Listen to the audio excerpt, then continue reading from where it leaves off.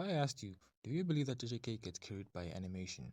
You'd probably agree, but I believe that JJK doesn't get carried by its animation, but instead its incredible writing is overshadowed by the choreography. And to prove this, I give you this scene. Now, I don't know if I can play this clip or not without getting copywritten, but let's see.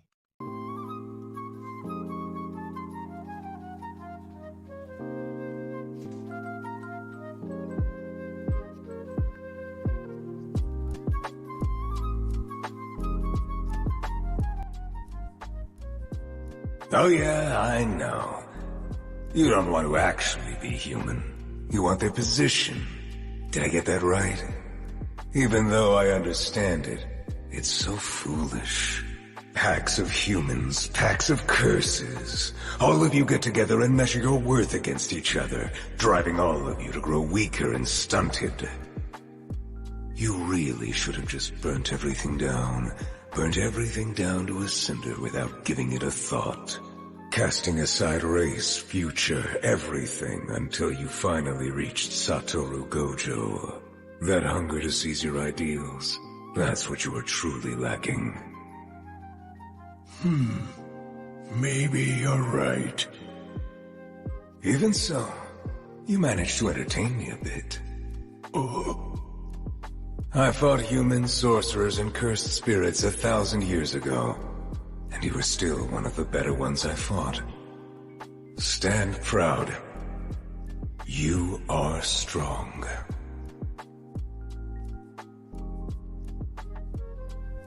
What am I feeling right now? Good question.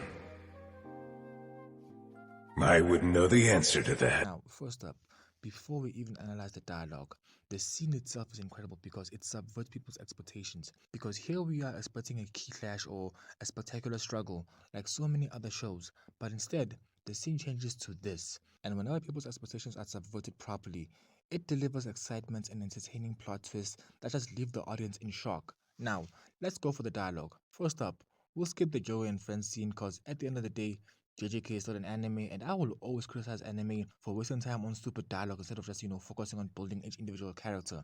And I wish to mostly focus on Jogo and Sukuna, because the subtext here may not be comparable to actual writing, but it's far ahead in terms of anime standards and anime writing. Because Jogo starts off by saying, "Cursed spirits are the true humans, not them," which further tells us about his understanding and beliefs that cursed spirits are the rightful owners of the world, not humans. But Sukuna suddenly shows up and says, "What's this now? You wanted to become a human?" And let's stop it here for now because Sukuna initially asked this in order to give the impression that he doesn't understand the meaning behind Jogo's words, but listen to his tone and the way his voice sounds when he asks this. He's not being arrogant or being like his usual self. His tone sort of softens, and I dare make the leap and say he's caring, like how a mentor would care for his pupil or an eager student willing to learn, which I will say is a consistent trait of his. Oh yeah, I know. You don't want to actually be human. You want their position. Did I get that right? But then, by interrupting Jogo and basically putting it in layman's terms, Sukuna shows that he completely understands Jogo, and he even asks if he got that right, to which Jogo doesn't disapprove. Even though I understand it, it's so foolish. Packs of humans, packs of curses. All of you get together and measure your worth against each other, driving all of you to grow weaker and stunted. And it basically says that everything has become so overly convoluted that it's this type of system and or thinking that's making everyone weak, especially Jogo, because if you think about it, what does Jogo want? Jogo basically wants cursed spirit supremacy. He wants approval. He wants someone strong enough to follow.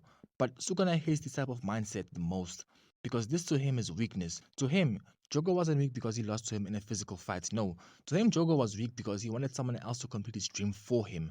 And even worse, Jogo wanted someone else to define his worth by validating him. Because even though Jogo was strong, he still needed someone else. And to Sukuna, this is weakness. And even though his voice remains gentle, this is when his condescending tone returns, showing that he truly loses out on this mindset. Because, as he previously said to Gojo, he doesn't respect any hierarchy that isn't based on strength. He doesn't care about good or evil, just strength, will, and conviction. And this shows that Sukuna may be a villain, but he's also mindful and, more importantly, has a code of sorts that he lives by. even though he claimed otherwise, which I think adds depth to his character, because Sukuna could have easily just started gloating on Jogo or said some mindless corny nonsense just like so many other villains, but instead he challenged Jogo in his own domain, giving him a warrior's death of sorts, I guess. And if that wasn't enough, Sukuna then begins to give Jogo some advice, saying, You really should have just burnt everything down. Burnt everything down to a cinder without giving it a thought. Casting aside race, future, everything until you finally reached Satoru Gojo. That hunger to seize your ideals, that's what you were truly lacking. And killing someone and then telling them that they weren't hungry enough is absolutely disrespectful. But this line alone makes me believe that someone needs to go to Japan and give Gege a blowjob. And shit, if no one will do it, sign me up. And if Gege is actually a woman, even better. But degenerate behavior aside, this line's brilliance is that it's somewhat of a triple entendre or quadruple entendre, I ain't sure. Kinda. Cause first up, this showcases more of Sukuna's character. His advice to Jogo was that, my guy, you plan and worry too much. Fuck everybody, commit arson, cause those were your dreams, right? Basically, just do it! And though this approach is very crude and simple, it's straightforward and Sukuna's style and how he understands things. That's the first part. The second part is incredible not because of what it says right now, but what it already said in the past. Cause remember, Jogo already tried this in season 1. Cause when Kenjaku, this freak, told Jogo that he couldn't beat Gojo and that they needed a plan, Jogo thought that all the planning was excessive and that fuck everybody, he'll commit arson because those are his dreams. He also believed in the crude and straightforward method that Sukuna mentioned. They are the same in this regard. But he lost, miserably at that. And I'm curious as to why Sukuna doesn't acknowledge this even though he was there. But maybe it's a plot hole, or he just wasn't paying attention seeing as how he asked him how the battle went with Gojo. Anyway, and this not only shows the similarities and differences between Sukuna and Jogo, but their mindset or their experience, I ain't sure. Because again, Jogo did try that approach but failed, because like Einstein's relativity says, Jogo is weak compared to these two, but I'll explain why he's weak later. But Sukuna, being the strongest in history and despite being mindful, doesn't seem to understand the feelings of the weak when facing the strong, which gets further cemented by this line. Even though I understand it, it's so foolish.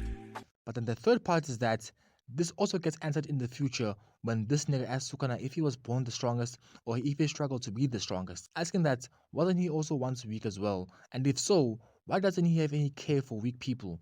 In short, doesn't he relate to them? And that some of those people who fought him and tried to kill him didn't do it out of hate, that they just wanted to be acknowledged by him who was considered the strongest in the verse.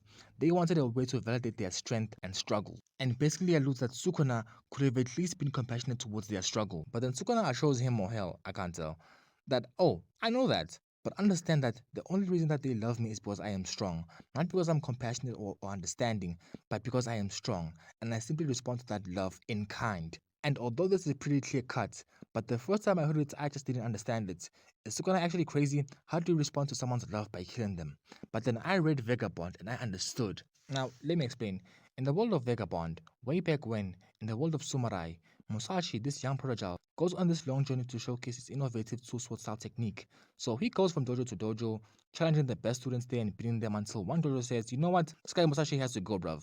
So 100 dudes ambush him, and it was crazy, my guy. They were biting his ears, his balls, shit was hectic. But Musashi comes out on top. And once people start hearing that this one dude actually beat up 100 people from this famous school, Musashi suddenly gets more and more challenges from wannabes. And people were out here banding together trying to ambush him, doing anything for that clout, that acknowledgement from the strongest. And he ultimately fights them and grows as a character. But this is the secret ingredient. In an era or society where might makes right, where strength is everything and nothing else matters, people want to challenge the so-called strongest. People want to get recognized as well. At a time where strength is sort of a status symbol, people want to be acknowledged by the so-called strongest. And also, finding the strongest person in the world inspires them and gives them direction because that person represents the pinnacle of the road they are on. And Sukuna seems to understand his position as the mentor or the strongest because this is what Sukuna is currently doing for Jogo, and Jogo's reaction is proof of that. But after thinking about it, Sukuna doesn't completely understand the weak. Because despite it being alluded that he was in a position like this, I think Sukuna just understands the dynamics between the weak and the strong. And although Jogo is hailed as much more of a Sukuna laser than me, he doesn't outright agrees with him and just says, maybe you're right. Because again, he tried this and failed. But then, the following part catches Jogo off guard. Even so, you managed to entertain me a bit. I fought humans, sorcerers, and cursed spirits 1,000 years ago. And you were still one of the better ones I fought. Stand proud. You are strong.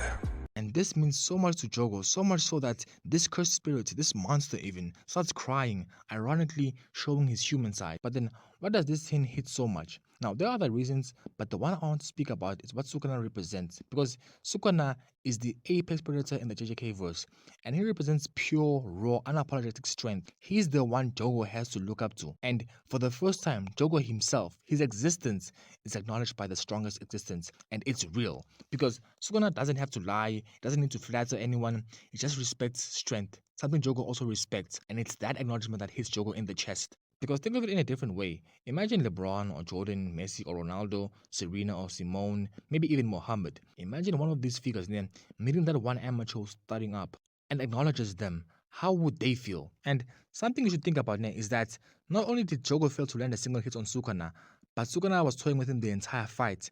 And even worse, he completely beat him with fire, which was Jogo's domain. And I doubt that Sukuna, who was from the high-end era, an era said to have been filled with monsters, that Sukuna, this calamity, hadn't met those monsters, or that Jogo was among the best of them. I doubt that. So then what does Sukuna mean by this? It means that at the very beginning, when Jogo accepted Sukuna's challenge, Jogo knew that he couldn't win, but he still chose to fight, giving it his all. And Sukuna acknowledges that very decision, that change in will and determination, even though it was for a moment and it later crumbled, but he still acknowledges it. And also, this whole thing that Sukuna does here is in itself an act of kindness, because no matter how you reshape it, Sukuna is being kind to Jogo. Also, I want you to notice how the scene just slows down.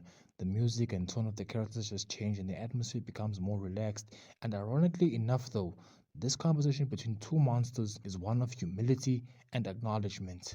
And again, this brings Jogo to tears, and those tears have their own meaning, which prompts this next line. What am I feeling right now? And without seeing Carnage or Maharaga hold up, Sukuna smiles and leaves these words. I wouldn't know the answer to that. Which you don't need me to tell you that it's because Sukuna has never been in Jogo's position.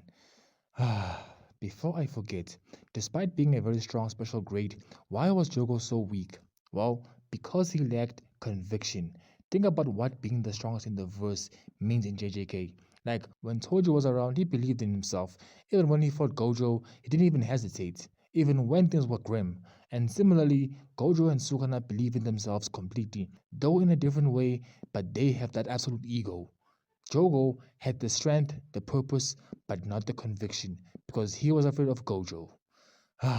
And this is just half the amount of depth Sukuna has, and it's something I love, which really pissed me off when people are out here comparing Sukuna to Shigaraki and actually saying that Shigaraki's writing was better than Sukuna's, as if quality character writing is measured due to suffering or quantity. Like, Sukuna for sure has less screen time, but look at this fucking depth. And I'll never forgive Gege for assassinating Sukuna's character near the end, because despite writing him, you would have sworn that he doesn't know who the fuck Sukuna is. Or maybe they just changed authors, I don't know. Anyway, in my villains and villain archetype video, I'm gonna classify Sukuna as a misunderstood villain. Not because he's misunderstood emotionally, but on a social level. But it'll definitely be an uphill battle since this man spawned in talking about where are the women, the children, it'll be a massacre. But anyway, sub to your boy. I'm trying to hit 100 subs by the end of the month. Comment if you like this type of video so I can do more of them, and well, That's all, all, folks. Is one of the Is he allowed to say that? Legally?